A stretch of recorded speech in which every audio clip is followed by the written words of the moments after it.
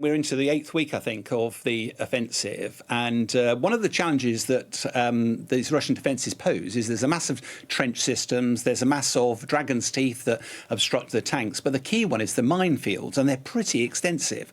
And by all accounts, the first week or two of this offensive, which allegedly started about the 4th of June, it does appear that Russians wreaked havoc with the Ukrainian infantry and the weapons. Even a lot of Leopard 2 tanks have been destroyed.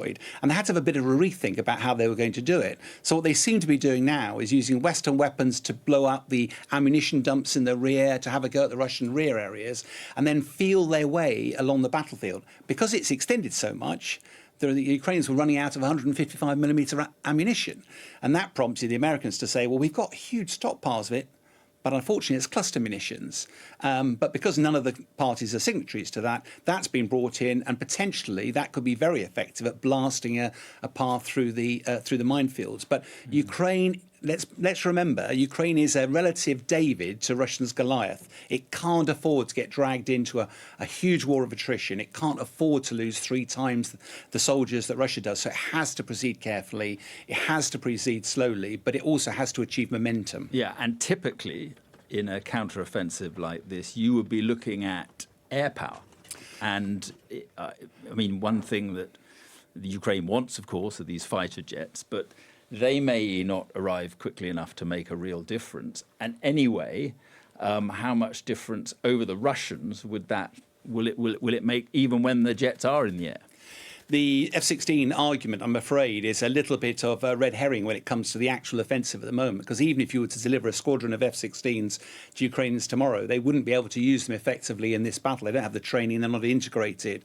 I think one of the things about air power is the West is paranoid about doing any land operations before you secure the air. If you remember the war in Iraq, it was dominated to get the air war won, then the soldiers can fight without being attacked from the air. Ukraine doesn't have that benefit, and even today the MOD is reporting that the Russian helicopters that provide close air support for the Russian soldiers, they've lost about 40 of them, Hokum helicopters. A new variant's just been brought in, together with a new anti-tank weapon that can operate from 15 kilometres away, far enough out so that the Ukrainians' air defence systems can't get it. Air power would have been able to take it out, but they can't. So they're being forced to fight with their hands behind their back a bit, all of which slows progress. So this whole idea of the move south towards the Sea of Azov, it's going to be difficult. It is going to be very difficult. The Sea of Azov is about 60 miles away, and even if you were to get there in a single push, you'd leave yourself very vulnerable to attack from either side. So you've got to be really careful.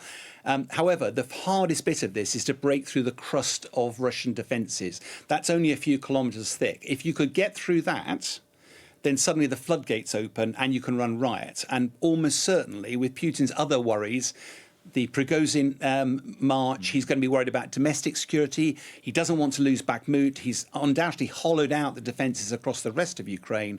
So if Ukraine can make a breakthrough, and we were hearing today or overnight that there are widespread reports now that Ukraine has made a limited breakthrough to the south of Orikhiv, only maybe 2.5 kilometres. But that is the most difficult crust to break through. Once you're through that, you've now got the second half of the Russian defences, which won't be as well manned.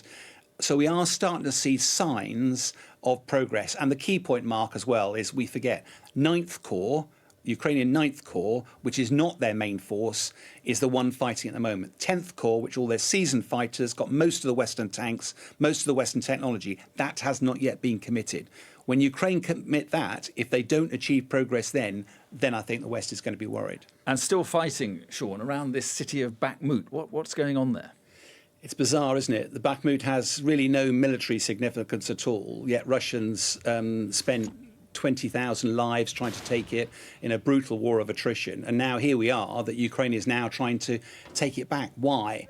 Part of the reason is that it's a very different battle now. Rather than fighting street to street, what Ukrainians are trying to do is encircle the city, because the city's been levelled. There's no way people can really live in there anymore. So actually, for the Russian soldiers that are in there, if they can encircle them, starve them out, so it's a very different approach. And the one thing that is so symbolically important, Bakhmut, because it's one of the rare victories that Russia's had over the last year, delivered to them by the Wagner Group. But President Putin will not want to let that go. And if it's true that Putin's priorities are securing Crimea and the Donbass and potentially the land bridge, almost certainly he will take resources away from the land bridge to reinforce Bakhmut and also further north, which builds the buffer zone that he wants between east and west. But what about Ukrainian objectives here? Because if they don't push through and the West starts to think, this is going to take an awful long time and it's going to require a lot more support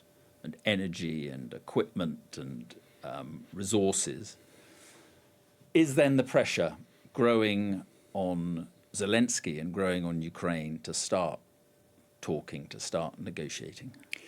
Most wars end either with one side victorious, and it's very difficult to see how either side will, Russia won't subjugate the whole of Ukraine, and Ukraine, as we've discussed, will struggle to liberate the whole of its territory.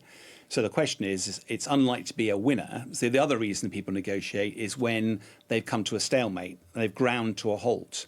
It's quite possible at the end of this summer, autumn, at the end of this, as you say, fighting season, if given the West's weapons, given the West's training, given the West's money, Ukraine probably couldn't have been in a better position to mount an offensive.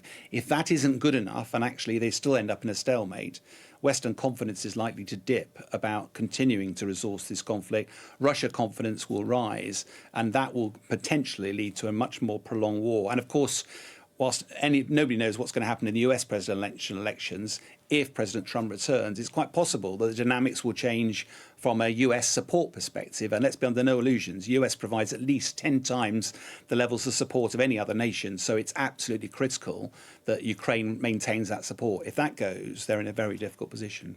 All right, Sean, good to talk to you. Thank you.